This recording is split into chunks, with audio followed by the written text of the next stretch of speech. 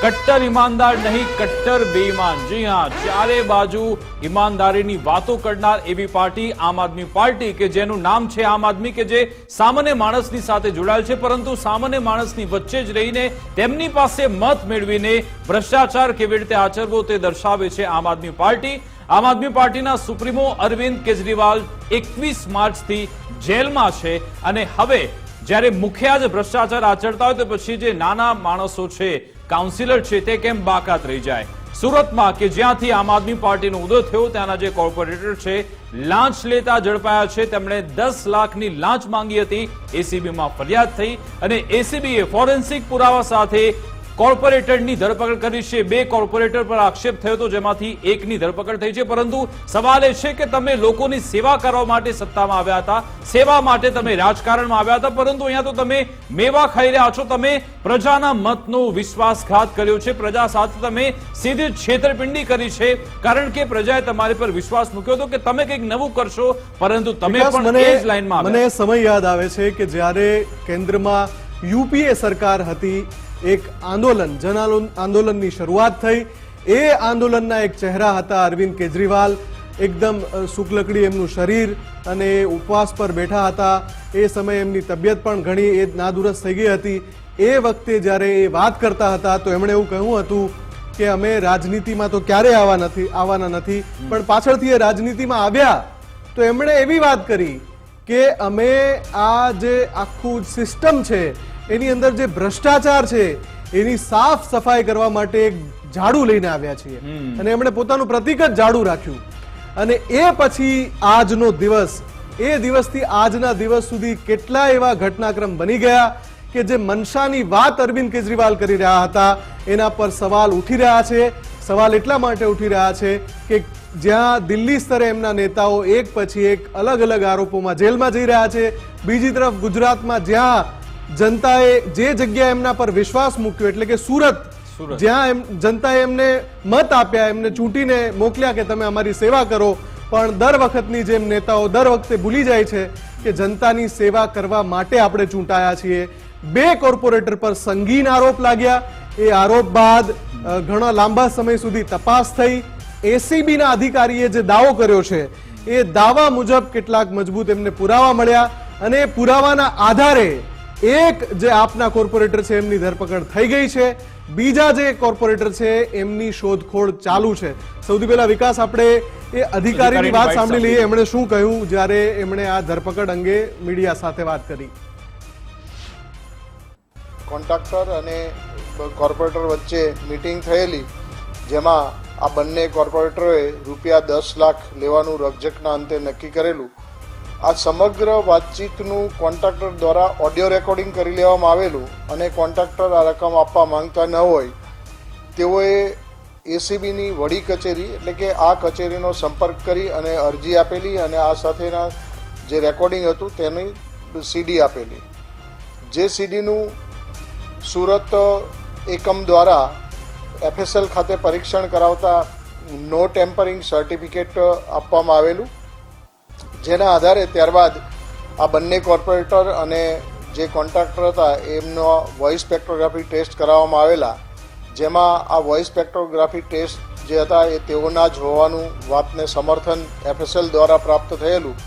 આમ જે વૈજ્ઞાનિક ઢબે તપાસ કરવામાં આવી તેમાં પુરાવાઓ પ્રાપ્ત થતા આ બંને કોર્પોરેટર વિરુદ્ધ રૂપિયા 10 લાખની માંગણીનો ગુનો સુરત શહેર એસીબી પોલીસ સ્ટેશનના પોલીસ ઇન્સ્પેક્ટર કલ્પેશ ધડુકે ગઈકાલ રોજ નોંધાવેલ છે અને આ ફરિયાદ આધારે બંને કોર્પોરેટરની શોધખોળ કરતા વિપુલ વસરામભાઈ સુહાગિયા કોર્પોરેટર છે તેઓની ધરપકડ કરવામાં આવેલી છે। બિલકુલ, 2 કોર્પોરેટર વિપુલ સુહાગિયા અને જીતુ કાછડિયા આ બંને 10 લાખની લાંચ માંગી હતી કોન્ટ્રાક્ટર પાસેથી કે તમે શાકભાજી માર્કેટ છે ત્યાં દબાણ કર્યું છે, આ દબાણ નહીં હટાવો, તમારો કોન્ટ્રાક્ટ અમે રદ કરીશું, 10 લાખ આપી દો, મામલો પતાવી દો। પરંતુ જે કોન્ટ્રાક્ટર છે તેમની જાગૃતતાને સલામ છે, કારણ કે આવી જાગૃતતાને કારણે કેટલાક અધિકારી લોકો ઝડપાતા હોય છે। જ્યારે તમારે આખી સડી ગયેલી સિસ્ટમમાં સુધારો લાવવો છે અને તમે સફાઈનું ઝાડુ લઈને નીકળ્યા છો તો તમારે પ્રવાહની વિરુદ્ધ દિશામાં તરવું પડે।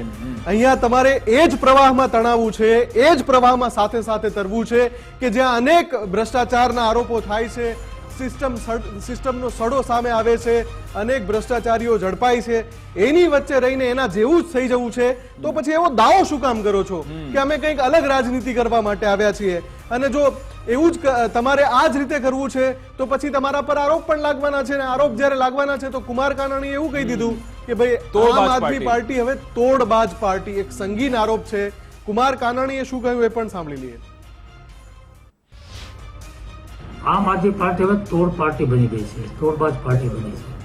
એમના મુખ્ય નેતાઓ અરવિંદ કેજરીવાલ હોય, મનીષ સિસોદિયા હોય, ધારાસભ્યો, સંસદસભ્યો, આ બધા ભ્રષ્ટાચારના કેસમાં જેલ ભોગવી ચૂક્યા છે, જેલમાં છે. તો એનો કોર્પોરેટર અહીંયા ભ્રષ્ટાચાર કરી કોઈ આમ આપને એમ લાગે કે આખી પાર્ટી તોડબાજ પાછી છે અને ભ્રષ્ટાચારમાં ગળાડૂબ છે. અને લોકોએ જે વિશ્વાસ મૂક્યો હતો એની ઉપર ઈમાનદાર પાર્ટી તરીકે મત માંગ્યા હતા, એ વિશ્વાસનો કચ્છર ઘાણ કરીને આજે ભ્રષ્ટાચારમાં ગળાડૂબ આખી આમ આદમી પાર્ટી છે. કુમાર કાનાણીએ તો ત્યાં સુધી કીધું હતું કે જે શાકભાજીની લારી ચલાવે છે તેમની પાસેથી 50-50 રૂપિયા પણ લેતા આ લોકો શરમાતા નથી. તે હદનો ભ્રષ્ટાચાર આચરે છે ને તેમનો ફક્ત એક જ એજન્ડા છે, ફક્ત એક જ હેતુ છે કે કટકી ખાવી લોકો પાસેથી પૈસા ઉઘરાવવા. કારણ કે હવે એક વર્ષમાં રાજનીતિનું સ્તર એવું કેમ ના થઈ શકે કે કોઈ દાખલારૂપ કામગીરી કરે, એની બદલે આવા તમે આરોપોમાં ઘેરાઈ જાઓ? ચલો, સત્ય જે પણ છે આ આખા કિસ્સામાં એ કોર્ટમાં સાબિત થવાનું બાકી છે, પણ તમારા પર આવા આરોપ લાગે, એસીબી ના અધિકારીને પુરાવા હાથ લાગે, એ એફએસએલ તપાસના આધારે એક તમારા પ્રતિનિધિ, ચૂંટાયેલા પ્રતિનિધિની ધરપકડ કરે, આવી પરિસ્થિતિનું નિર્માણ કેમ થાય છે?